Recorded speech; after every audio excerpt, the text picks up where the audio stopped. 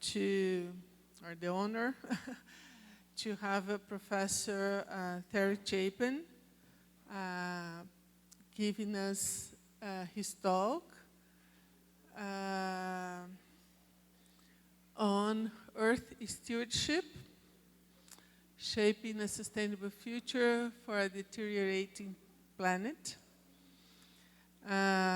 Professor Chapin is emeritus professor from University of Fairbanks, or Fairbanks University, I never know. What is there? University of Alaska, Fairbanks, yeah. And I think he is on the top 5 people here who travel the longest way to be here. And it's really amazing. Like, we were very touched when you accept our invitation to be here. So thank you so much. I think you people will feel the importance of having you here as you talk and you play.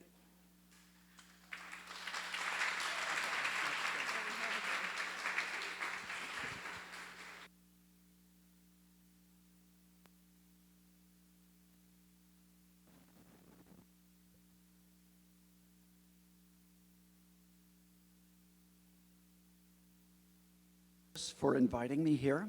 It's a wonderful opportunity for me. I'm so happy to be here. And I'd also like to thank each and every one of you for being here.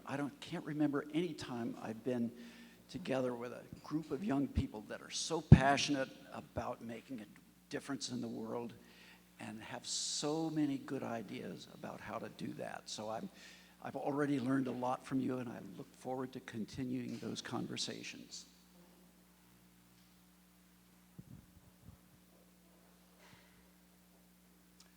So, Earth stewardship, that's what I'd like to talk about today. And there's 4 main things I'd like to talk about. First of all, what are the main issues we're dealing with? And you already know a lot about these. What are the scientific foundations of stewardship? How do we do it? And then stepping back from the issues of local places, how do we make the world a better place? So this is a diagram of temperature changes throughout human history. And you can see the temperature has changed a lot during human history. But what I find most interesting about this graph is that the last 10,000 years, the Holocene, is really different than the rest of this record of human history.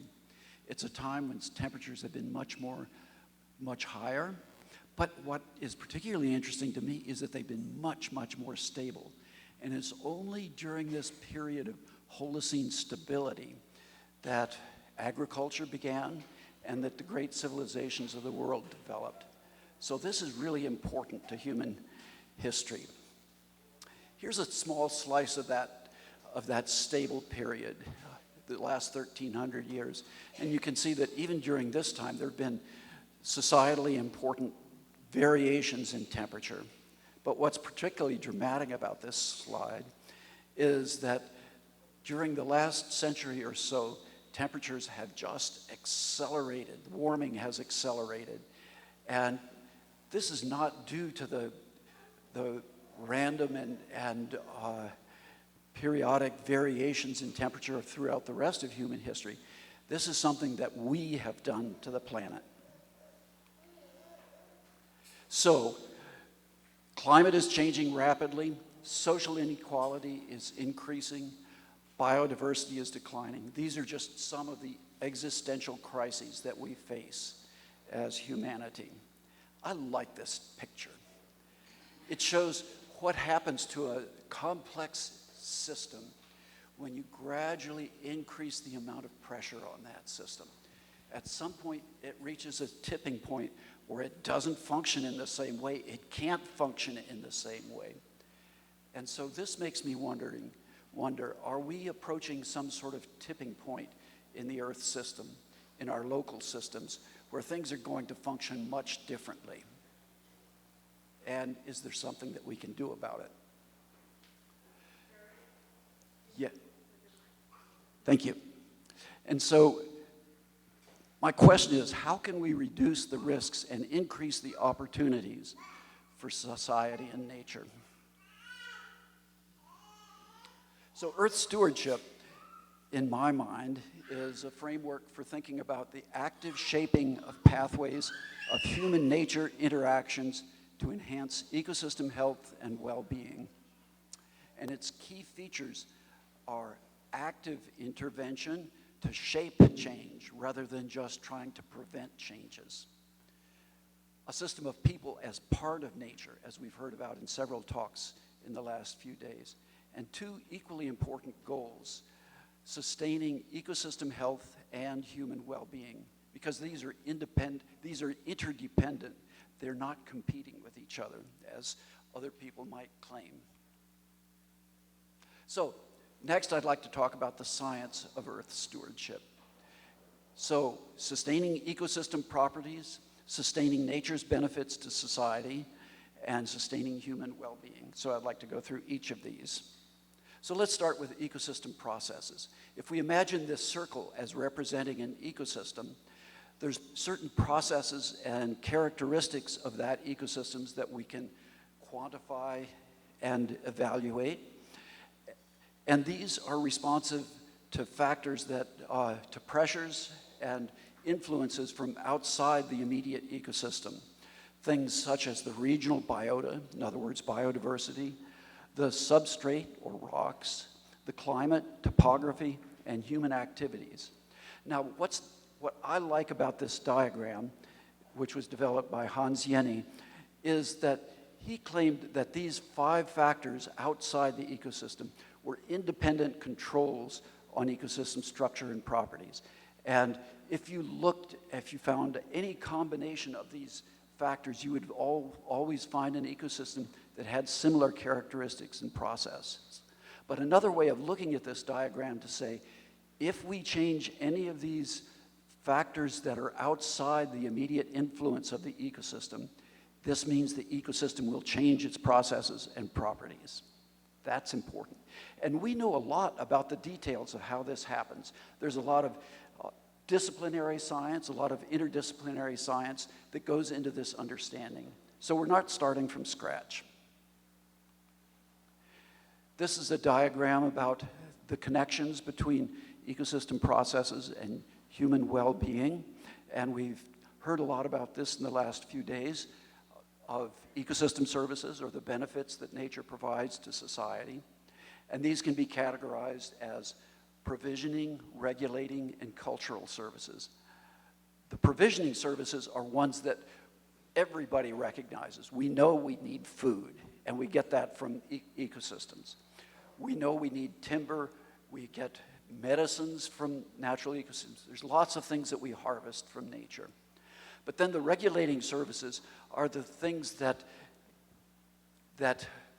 prevent large variations and catastrophic events that are often extremely detrimental to society. The flood that happened here, for example. So regulating services include flood protection, protection from wildfire, and the influences of ecosystems on climate. And finally, there's cultural services. And these are often overlooked and undervalued. But in my mind, these are some of the most important. These are the things that give us a sense of place, give us what it is that we value about the world immediately around us. It's also a part of our identity. This is what makes us who we are in terms of our relationship with nature. So these 3 categories of benefits, cultural services, provisioning services, and regulating services, are things that influence human well-being, along with lots and lots of social processes. And depending on the state of society, people may choose to either exploit ecosystems more deeply, or they may choose to steward these ecosystems and to enhance their sustainability. So now let's go on to social systems. We can think about these in the same general framework as we talked about ecosystems, that there's certain outcomes that we're interested in. These are the factors that Abraham Maslow described as being the things that give people a good life.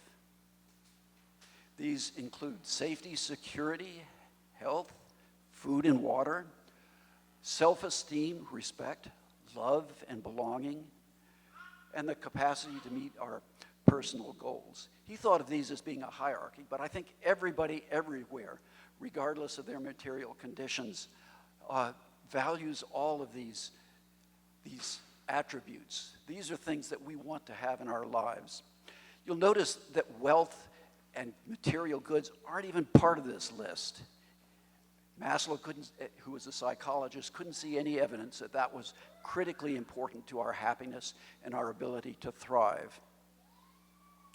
So now let's look at the foundations of these outcomes and the processes that get us from the foundations to the outcomes, just the way we talked about the foundations of ecosystem processes and the outcomes of ecosystems. So we have technology and economy, and these are important for sustaining the environment and material goods. These are important in determining things like safety, security, food, and water.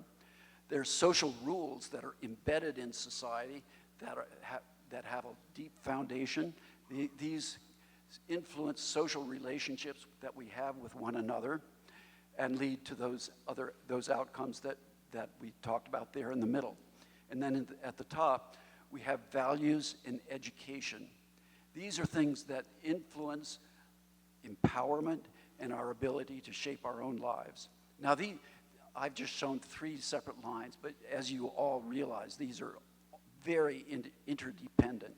So changes in any one of these foundations will change our ability to thrive as a society. So now that we know what it is, let's talk about how we do it. And we can think about this at least 3 levels. What we can do as individuals or talk about with other people so that they can do these things as individuals. What we can do collaboratively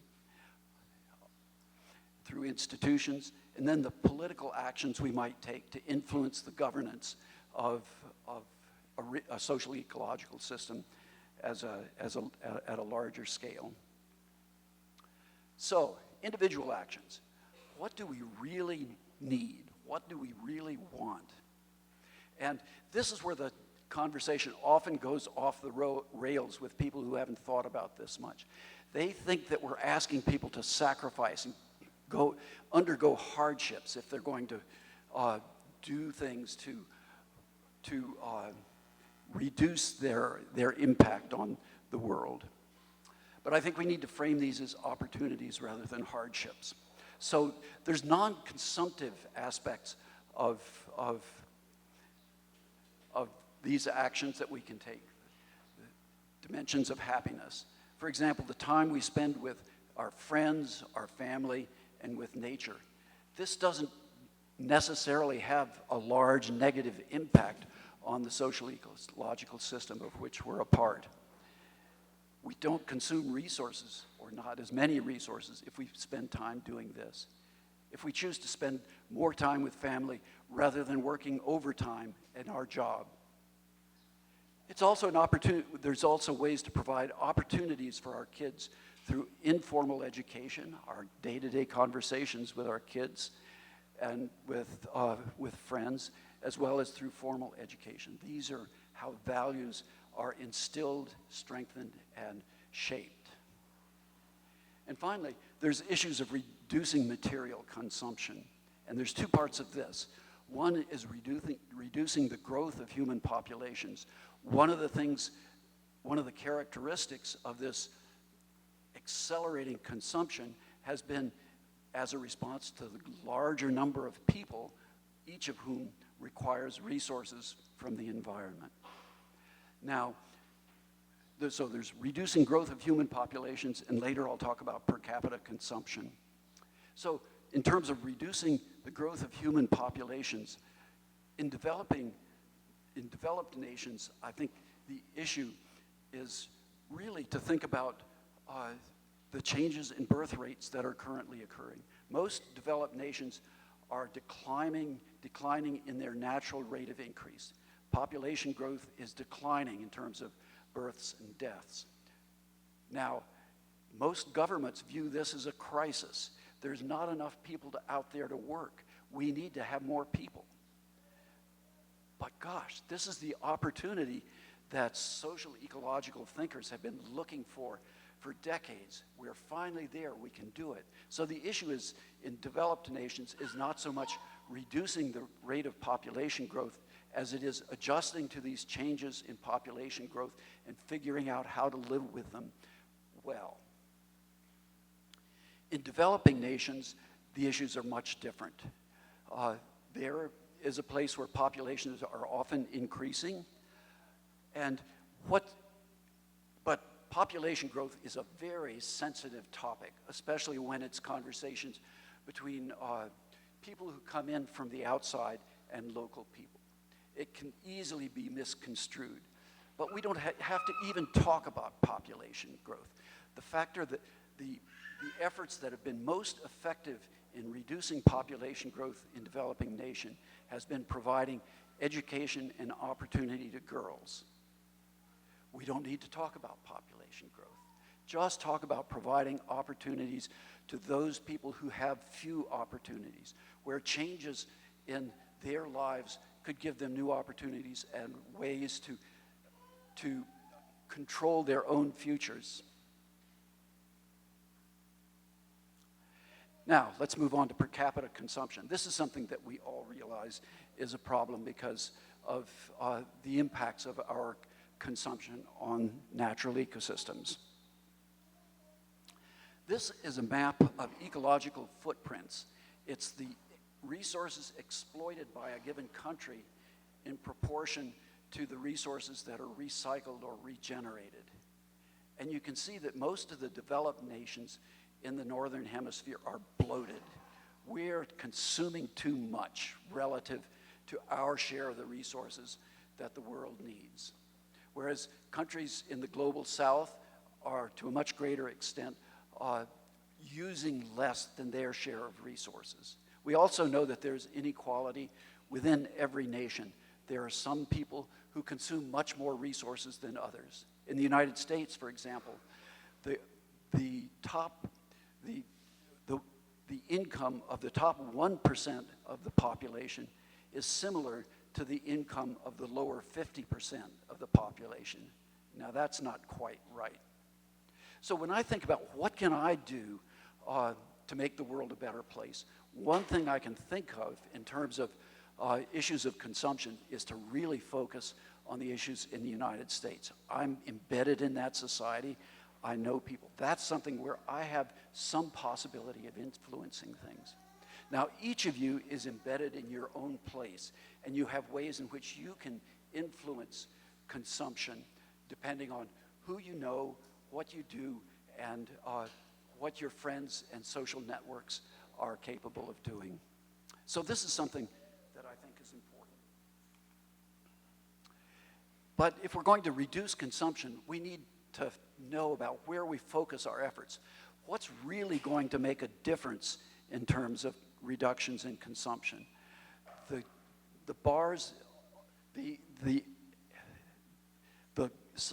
axis on the left here is the amount of carbon dioxide saved through taking these actions. In other words, our ability to reduce the amount of CO2 that's put into the atmosphere.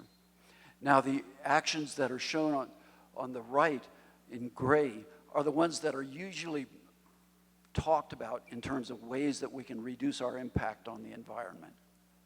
The ones on the left are actions that are have much greater impact, but they're often the elephant in the room, the things we don't talk about, because they're sensitive topics, and because, at least for people in the United States, these are things that we know we're doing more than our share.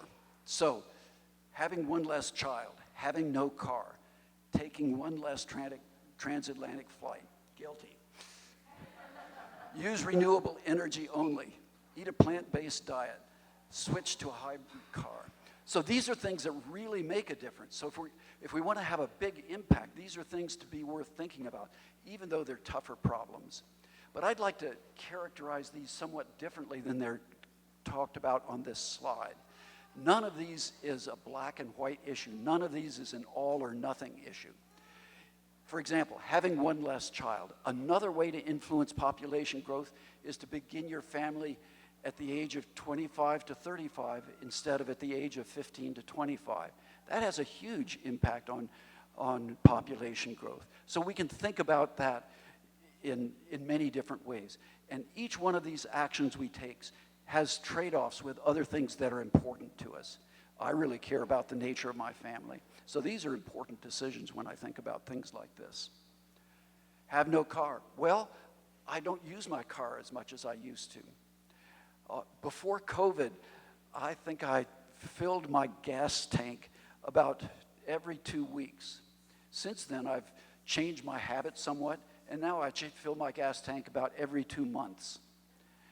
It hasn't really affected my life very much, but it reduces my impacts on fossil fuel use. Using renewable energy. I've had a wonderful time just learning about renewable energy, installing solar panels, installing a heat pump, insulating my basement so that my house is more energy efficient. These are things that are easy for me to do. And what I've learned is that the most effective way to reduce my heating fuel bill is to open the window shades when it's sunny outside and to close them when it's cold and dark outside. So just behavioral changes are the most effective and least costly things to do. These are things we can all do. Eat a plant-based diet. Again, it's not all or nothing. It's a matter of how much meat we choose to eat. And sometimes trying any one of these actions is something where you can give it a try, see if it fits with your lifestyle, see if it works for your family, and make adjustments accordingly. Now, each of us can make decisions about what we do as individuals, but another way to think about individual actions is to communicate with other people in ways that communicate to them and convey to them why these issues are important to us. So this picture here is the audience that was listening to a talk by Catherine Hayhoe. She's a climate modeler who's a role model for me in terms of communication. She's a climate scientist. She does climate models. She's worked in national and international assessments. She's a superb scientist.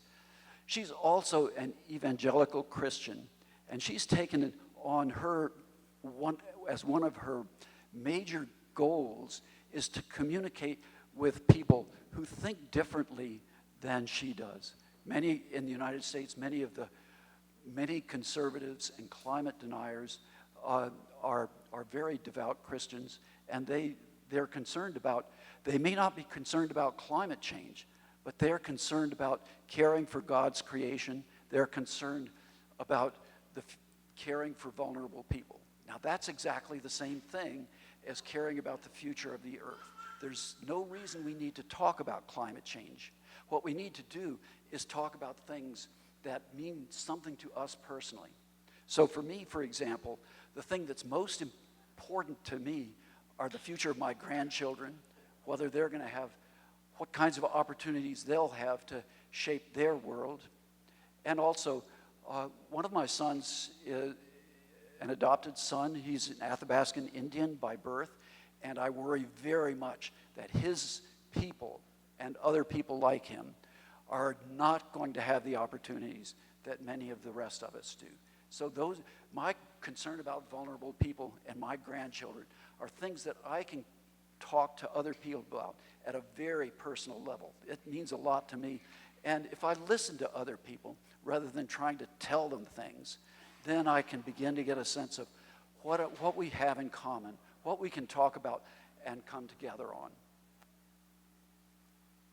So it's important to talk to people that are essentially who think like us, because we are already on the same plane with respect to so many issues. And so we can immediately get into issues of, well, how do we do it? The last few slides that we looked at. But it's also important for us to look for opportunities to talk across political divides, or to talk to people who you have no idea, to strangers who you have no idea what they think about things, and just find out what they think about and what they care about, and find those common grounds and think intentionally about how to reach them person to person, heart to heart. It's often more important in these conversations to speak from the heart than to speak from your mind. Most of the time, I don't even try to talk about climate change. When I talk to conservative people in Fairbanks, I talk about changes in the weather since the time they grew up and what it is now, and hear what they have to say about changes in the weather over that time frame. So in speaking across divides, I think it's really important to develop trust.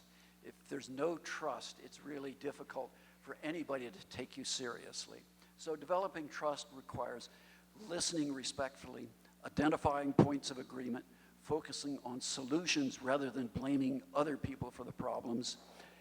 And sometimes there's people that we just can't reach. They're convinced that climate change, or whatever our issue is that we want to talk about, they're convinced that that's not an important issue or doesn't affect them. So maybe we need to find a trusted messenger, somebody like Catherine Hayhoe, who has spent her life figuring out how to talk to people who think differently about climate than I do. So now let's move on from individual action to collective action.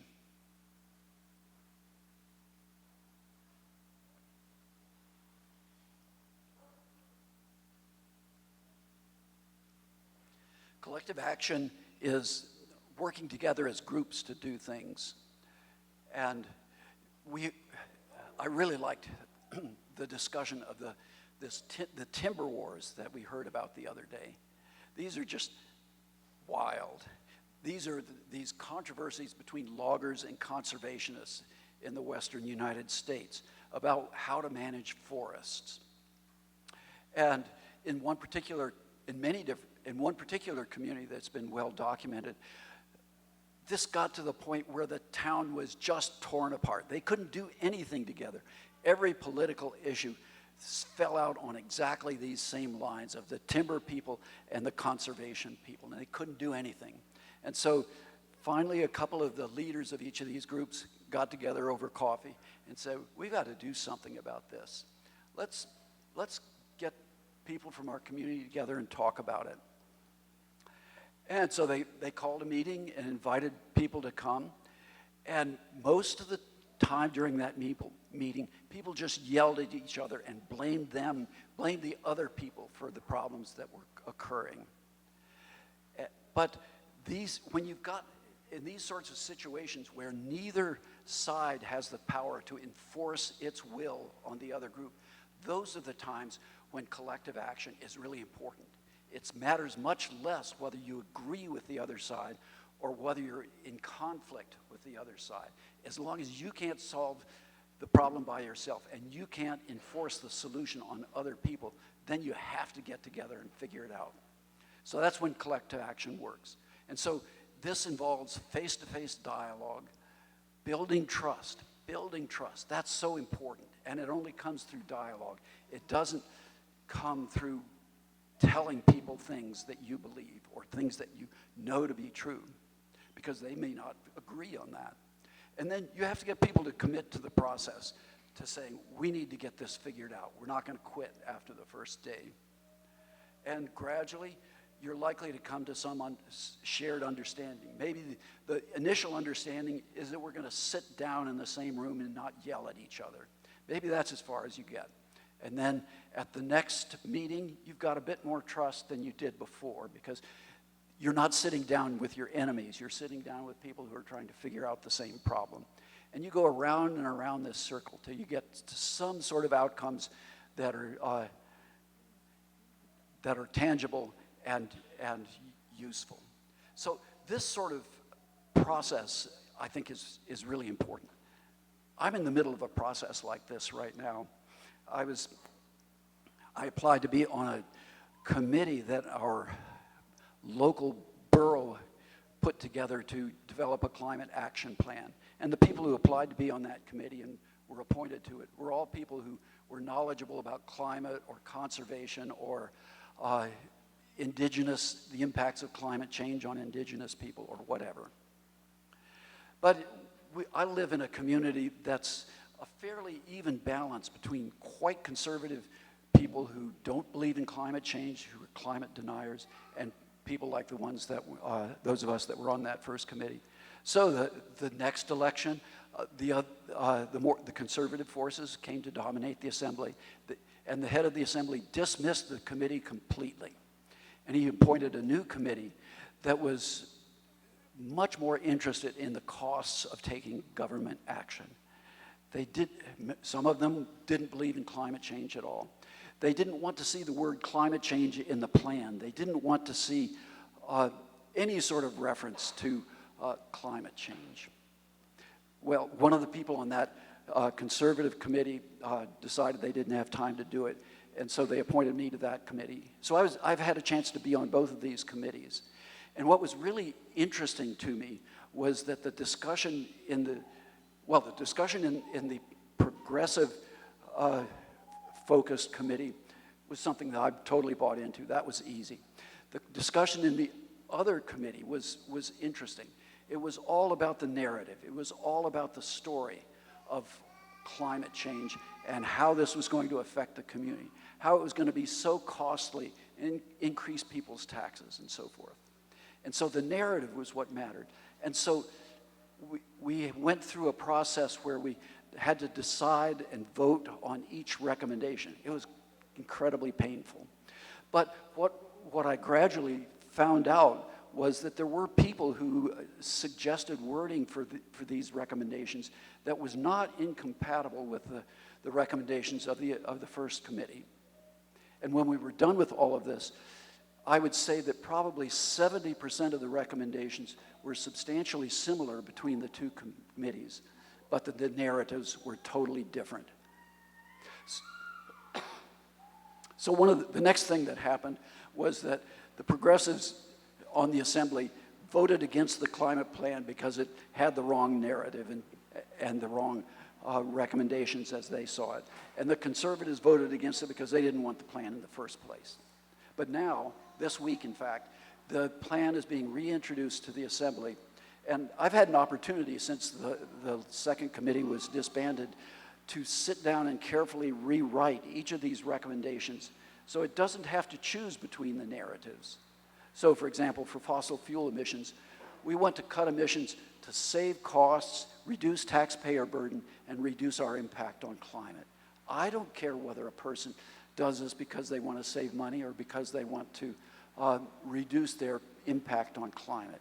So we can find ways to have this conversation in this sort of a collective action situation where we can move forward in spite of substantial conflict and disagreement. Political action is another part of this, and I'm going to spend less time talking about this.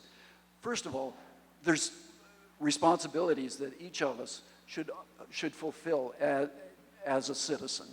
We need to actively inform ourselves rather than just listening to our preferred form of social media. We need to vote. There's many ways in which we can influence government decisions. And the other thing we need to do is, on occasion, challenge inequities through active protest or to plan for transformation. Let's change the system. Now, transformation is scary stuff because you're going from a situation where you pretty much know how things work to hopefully to another situation that will be more favorable for people and nature. And in the middle, it's less certain what's going to happen. Basically, what you're doing is going from one complex social ecological system that's bound together by feedbacks so that things don't change very fast. And you want to go to another social ecological system that's more beneficial to nature and society, where again, you want to build these feedbacks so that you can stabilize this new system. So what you have to do is tear down the feedbacks in the first system as you begin to shift towards a situation that's much less stable, much less predictable. It can go in any of a number of different directions. So you need to think about navigating transformation very carefully. So, but we don't need to invent each situation from scratch. There's some nice work that's been done by the Stockholm Resilience Center and others on how to navigate transformation. And let me just give you some of the things that they suggest. First of all, you prepare by weakening the feedbacks of the original system. You define your goals and strategic steps. This can be through conversations that happen under a tree. It can be through formal scenario analysis, where you think carefully about what the most likely outcomes are going to be, or how you can shape the determinants of those outcomes to get the kinds of outcomes you'd like to see. You need to identify barriers, triggers for change, and find your allies, people who would be likely to support the kinds of goals that you're seeking. And you need to assess the risks and opportunities, because as I said, as you navigate transformation, there's no certainty in how it's going to come out.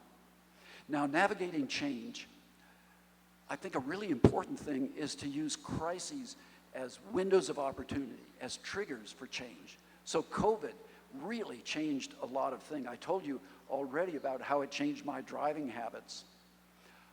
The declining birth rate in developed nations, as I mentioned, I think of this as a huge opportunity, but I haven't heard anyone talk about how we can adapt to these new conditions in such a way that it's going to lead to more sustainable outcomes for people and nature.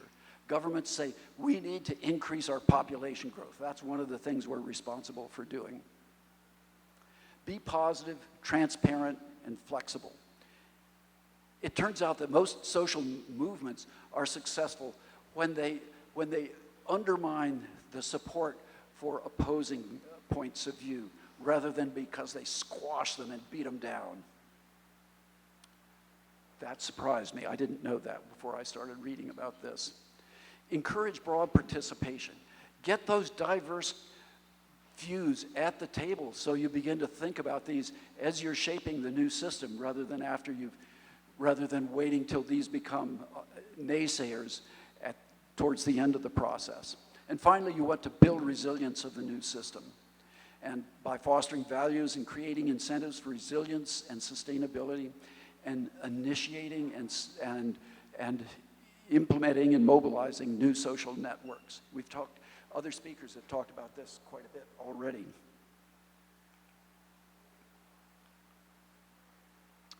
Now, most of what I've talked about so far is things that are easiest to do at a local level. You can do Earth stewardship at any scale. It's the notion that all these issues are interacting and globally interconnected, even if not particularly in your system of focus. So in the 19th and 20th century, the broad vision of governments around the world has been to increase material wealth and to grow the market economy. So what do we do about this? One possibility would be revolution and to get rid of the market economy. That's been tried. Another possibility would be to broaden our goals for what we consider to be the economy. It's usually considered just as the material goods, the built capital of the system. However, natural capital, as we've heard quite a bit in these lectures, is also really important to people's well-being. So, and we can convince people that that's important to their ability to thrive. That should be it. Conceptually, that's an easy thing to be able to communicate with other people about. Human capital comes through informal and formal education. Values are often shaped substantially during childhood, in the family, with friends, at school. These are places where we can really have a big impact on values. So it's not necessarily trying to convince other adults about changing values. We need to work at it from a young age onward. Social capital, the capacity to come together to empower the changes we want. The Fairbanks Climate Action Coalition is a group that I really appreciate working with because it's a bridging organization. It doesn't have its own narrow goal of climate action. It has 5 different working groups that work with different organizations on goals that they share with those other organizations. It bridges among organizations. So there's ways in which we can work very constructively to build, to work with other organizations. So shaping social norms. This is often viewed as the biggest problem, but there's ways to go about this. There's some really well-developed social science theories about how you do this, what the goals are of particular ways of shaping norms, and when it works and when it doesn't. I'm not going to go through all of that, but I'll just tell you some of the frameworks that I'm aware of. Value theory tells us what people should do. This is something we're really good at. This is something that's really helpful in education, in civic engagement. It's a way in which we can work with people that have viewpoints similar to our own. Social identity theory. People want to be part of a group. Everybody wants to be part of a group. And so if we can identify the values that shape our group and identify appropriate actions and messengers. I've already talked about how we can expand the definition of our group by how we talk about climate change. Do we talk about climate change and social inequality, or do we talk about God's creation and vulnerable people? Social comparison theory is about showing what good actions are. And there's good evidence that if people who are respected in the community do things that are very visible, that other people in the community will follow along. Recycling is a good example. Not smoking is a good example. Cycling to work. Recruitment to group efforts.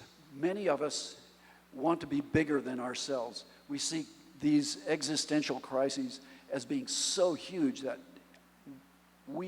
I as an individual can't possibly do anything.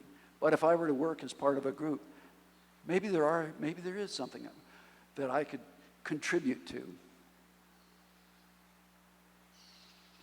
So one part of the equation is shaping social norms. The other side is incentivizing changes. This is largely through things like taxes and subsidies, punishing rule breakers by constraining power of oil companies, tobacco companies, whatever, and improving the rules. Let me give you an example with respect to carbon taxes. So one thing that's often talked about, at least in the United States, is a tax on fuels for vehicles. And there's good economic ground rules as to what the tax should be set at so that it attempts to cover the social costs of carbon, the social cost of burning fossil fuels for transportation. So there's good ways to figure that out. You can also subsidize renewable energy, and that comes and goes. But this creates inequities for families that live far from their workplace and don't have much money. They can't afford to keep doing their job. They're out of work. So how do you fix the social inequities? So this might be a second stage of the problem once you get agreement on instituting a carbon tax. You're not done when you institute the tax. There's more work to do. And you often need to be pragmatic. Start with what you can get done and then work towards the details. So, for example, on international agreements with respect to climate change, a good starting point would be to accept into a trade alliance any country that agrees to do some level of climate action. Those countries, through their own choice then, have the costs of implementing climate action, but they get trade benefits along with it. So there's ways to even deal with these international problems of incentivizing. And we need to find ways to empower society to change. Sometimes it's through engaging influential actors in new ways. So transnational corporations are a really interesting example. We think of these, in most cases, as the things that have caused, the kinds of companies that have caused the problems. But there are several examples now where they've taken a leading role. For example, ecologists have convened half a dozen or so transnational fisheries companies that account for something like 90% of the sales of fish globally. And when these companies get together, they realize they've got a problem if they want to continue operating into the future, because fish stocks are declining worldwide. But they can control the market, so they are coming to agreements where they reduce their pressure on fish stocks. They become supportive of marine sanctuaries so that they have a longer future as fishing businesses. There's other good examples where companies have really changed the roles that they play in influencing nature and society. There's some other really interesting experiments that surprised me because I didn't know about them. One is the idea of giving citizenship to nature. The Dutch courts have given citizenship to rivers and required that corporations reduce their fossil fuel emissions because this impacts rivers or because it impacts the health of children. So citizenship if we can give citizenship to corporations, which has happened in so many countries, why in the world would we call them citizens and give them the right to citizenship? Why not give the citizenship to other beings? Citizens' assemblies are a really interesting concept. These were initiated, the first one I heard about was in Ireland, where the government was having a terrible problem reaching any sort of national agreement on what to do about laws related to abortion. The society was just at loggerheads. And so they assembled a random group of citizens that were representative of society at large and told them to figure out the problem. And so this group came together and they suggested some things that government can do.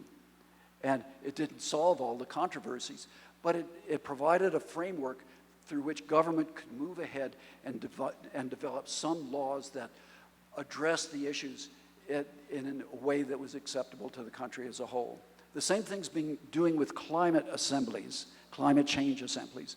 One in Great Britain, for example, brings together 100 citizens that have been carefully selected to be representative of the country. They're not chosen because of their climate expertise. They're not chosen because of their links to power. And these people can ask for advice to experts that are available to them, but it's these citizens that make recommendations to government. Now, the alternative is the way that it's been done in the past, to use conferences of parties, where the government appoints individuals to represent their interests at climate negotiations. Now, you can guess where that heads. And so one of the things that's been learned from these kinds of things is that citizen assemblies are much more prone to recognize the importance of fairness and equity compared to conferences of parties. So if fairness and equity is one of the key problems in climate change negotiations, we're taking the wrong path forward. We need to change the institutions. So here's the whole ball of wax, everything. We might be interested in a particular social ecological system. It might be coastal fisheries of one community. It might be the state of Sao Paulo. It might be the whole planet. And we've talked about the ecological foundations, processes, and services that lead to well-being in the system and how this is influenced by factors outside of the system, such as climate change. And we've talked about the social foundations, processes, and outcomes. So based on this well-being or lack of it, people make decisions about what they're going to do.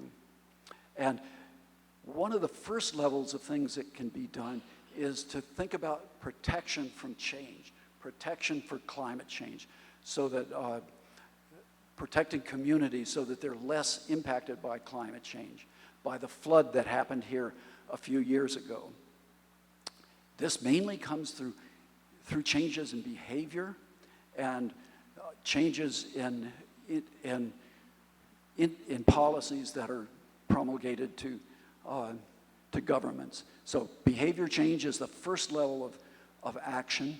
The second level of action is implementation of new policies, adjustment of policies, and this is a relatively easy way in which we can spread the patterns of adaptation beyond the individual level. But we really need deep change, and here's where transformation comes in, and here's the place where we have much less control over how to initiate it, especially how to navigate it. But as long as we have a clear vision, that's the crucial part. If we can develop a clear vision and through dialogue with other people, especially people that are not like us, convince people that elements of this new, broader vision are the kinds of things that we want, then we've got opportunities for systemic change at large scales. So this is a book that I wrote. I gave Christina a copy that all of you are welcome to look at. And it basically goes through everything I've talked about here today with a bit more specifics, more attention to the practicalities of how to get it done. But just as a summary of that book, the world problems are serious, the science is clear, future of humanity is at stake, action is needed now. We can't wait for another generation, and it hasn't happened yet. Governments won't act without grassroots support, so we have to develop support within communities if we expect governments to act. And this requires bridging worldviews. We have to communicate in different ways. The other thing that I think I've learned is that we know how to do every piece of this.